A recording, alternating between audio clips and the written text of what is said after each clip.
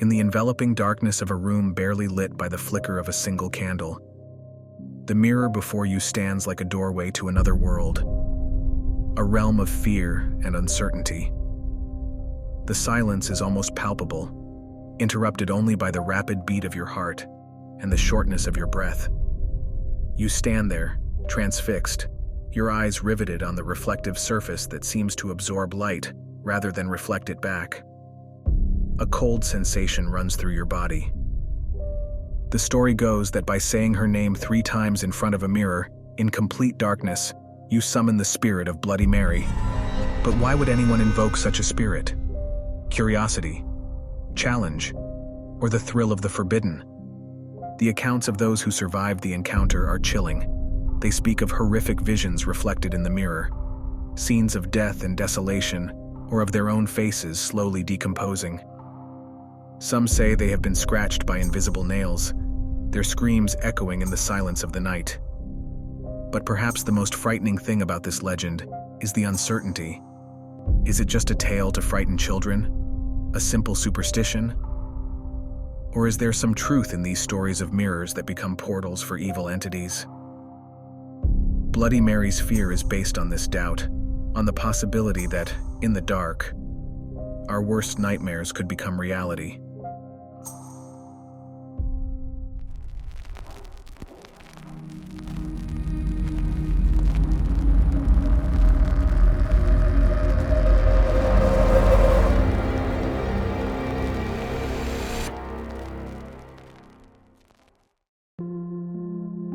In the heart of an ancestral forest lived a woman whose name alone was enough to chill the blood of the bravest.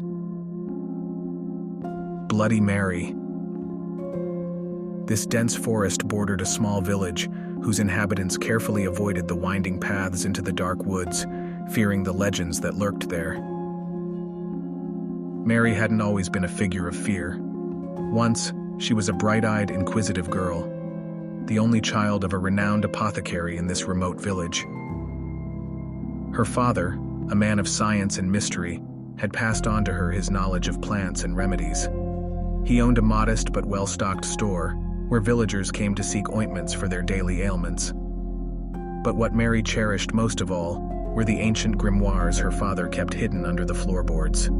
These books, brimming with forbidden knowledge and forgotten spells, were a legacy from her mother, who died mysteriously when Mary was just a baby. As the years passed, Mary's fascination with the occult grew. She spent hours in the forest, learning to whisper to the shadows, dance under the moon, and converse with forest spirits. She soon became known as a healer, using herbs and incantations to relieve villagers' ills. Her reputation was mixed with respect and awe. To some, she was a blessing. To others, a growing menace. But Mary's destiny changed the day a strange illness struck the village. The symptoms were terrifying: high fever, delirium, and in the most severe cases, convulsions leading to death. The desperate villagers turned to Mary for a cure. With her potions and incantations, she battled the disease, working day and night, mixing increasingly complex concoctions in the hope of saving her neighbors. But fear and ignorance are powerful enemies. Whispers of witchcraft began to circulate, fanned by troubled hearts and growing mistrust. There were whispers that the illness was a punishment for having welcomed a witch into their midst. Some said they'd seen her talking to crows. Others swore she turned dead leaves into black butterflies. On the night when all hell broke loose, an angry mob gathered outside Mary's house. Accused of witchcraft and a pact with the devil, she was dragged from her home. The crowd's cries sounded like a dirge. Mary, despite her pleas and protestations of innocence, was condemned to a cruel fate. The villagers built a pyre in the central square, a sinister structure made of dry wood and straw, and then burned Mary alive. As the flames rose, Mary took one last look at her father, present in the crowd, her eyes filled with tears and helplessness.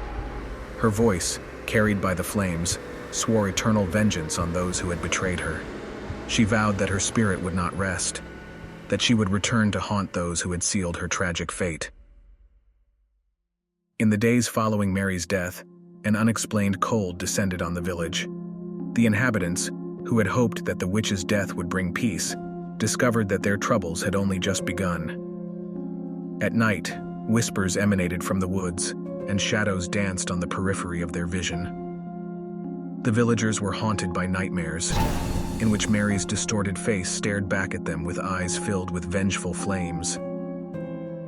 Among Mary's possessions, one object attracted particular attention: an antique mirror, its frame adorned with esoteric symbols. It was said that Mary's spirit had not left this world.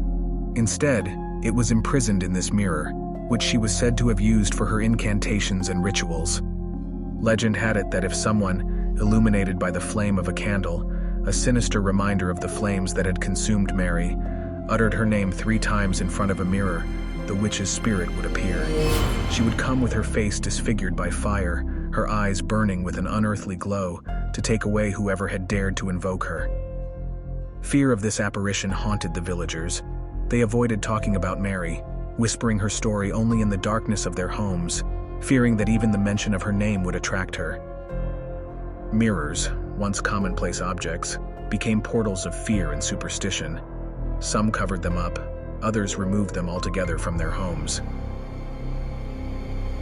The first disappearance occurred a week after Mary's death. A young boy, driven by curiosity and the defiance of his friends, repeated Mary's name 3 times in front of a mirror. The next day, he had disappeared. His room contained only a broken mirror and the smell of smoke. The terrified villagers began to whisper that Mary hadn't left, but had found a new way to exist, through mirrors. The disappearances continued, always preceded by strange noises and furtive reflections in the mirrors. Fear took hold of the village, a fear so deep it seemed to emanate from the walls themselves. Years passed, and the village fell into ruin. The once fertile fields were now barren, the houses abandoned, and the streets deserted. It was said that at night, flickering lights could still be seen, and whispers could be heard from behind the broken windows. As for Mary's mirror, it was lost in the chaos, perhaps carried off by someone or simply disappeared into the ruins of the village. But the legend of Bloody Mary persisted, traveling beyond the borders of the cursed village, finding its way into stories told by the fireside, in dark bedrooms, and on Halloween nights. Mary's curse had become an eternal warning, a reminder of the dangers of fear and ignorance. And for those who still dared to speak her name in front of a mirror, the fear of seeing her flaming face appear was a terrifying reality, a link between the cursed past of a forgotten village and the world of the living.